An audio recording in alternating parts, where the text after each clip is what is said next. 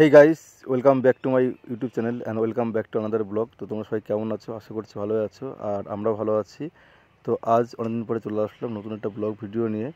তো ফাইনালি আজকে আমি আর আমার বোন দুজনে মিলে যাচ্ছি আমরা দিল্লি। তো দিল্লিতে বোনের কিছু কাজ আছে। তো চলো, ফাইনালি আমরা চলে এসেছি এখন দমদম এয়ারপোর্টে। এয়ারপোর্ট থেকে আমাদের ফ্লাইটের টাইম সকাল 6:10, আর এখন এখানে ভালোই গরম বাইরে পড়তে বের প্লাস ফ্লাইট এখন আমরা উঠছি, দেখতেই পাচ্ছ অনেকক্ষণ অপেক্ষা করার পরে।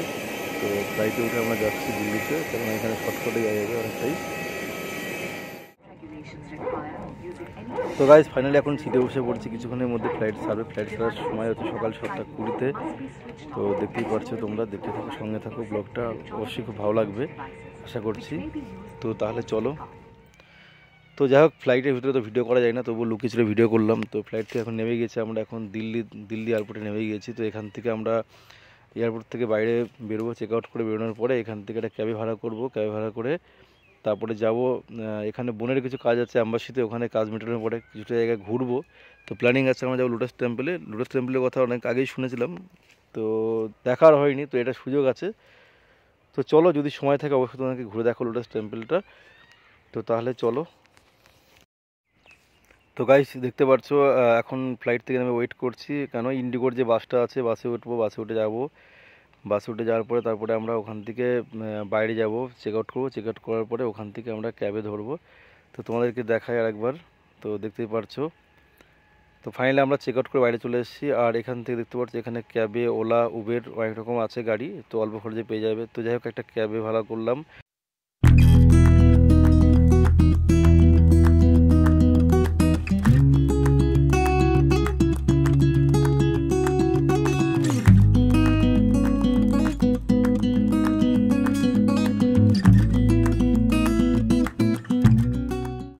এই গাইস, তো সবাইকে একটা নতুন ব্লগে স্বাগতম। আর এখন ঘুরতে বাজে বেলা 11:20। তো আমাদের একটু আগে কাজটা কমপ্লিট হলো।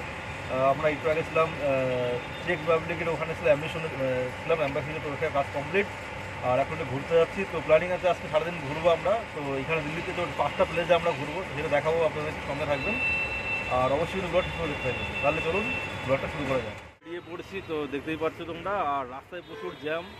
আর আজকে প্রায় এখানে তাপমাত্রা 40 ডিগ্রি, মানে প্রচুর গরম। তবুও বেরোলাম, কেন জানি না পরে আসা হবে কিনা। তো সঙ্গে থাকো, অবশ্যই ওনাকে দেখাবো।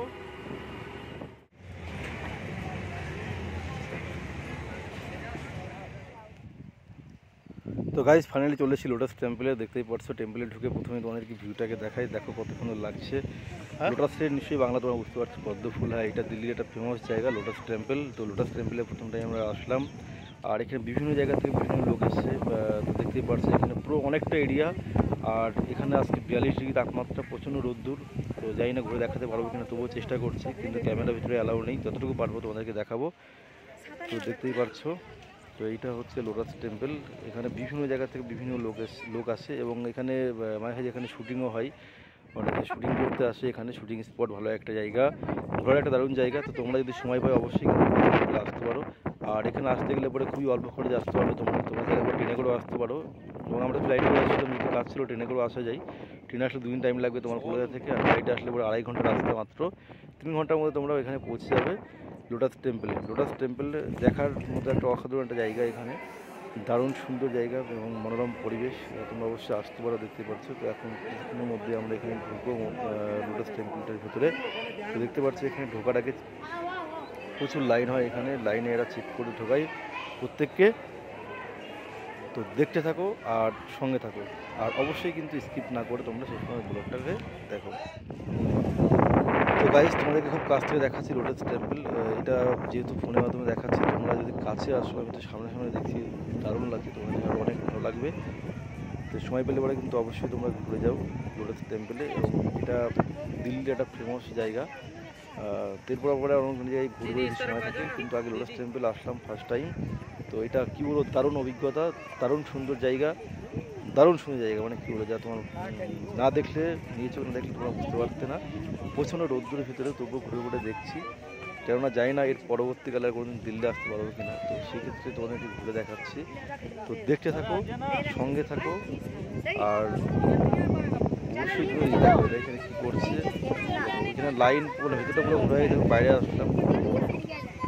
যেহেতু ভিতরে বলেছিলাম আগে যে এখানে ক্যামেরা অ্যালাউ করে না, তো আমরা এখন বাইরে চলে এসেছি, বাইরে ভিউটা ঘুরবো, বাইরের ভিউটা তোমাদেরকে ঘুরে দেখাবো।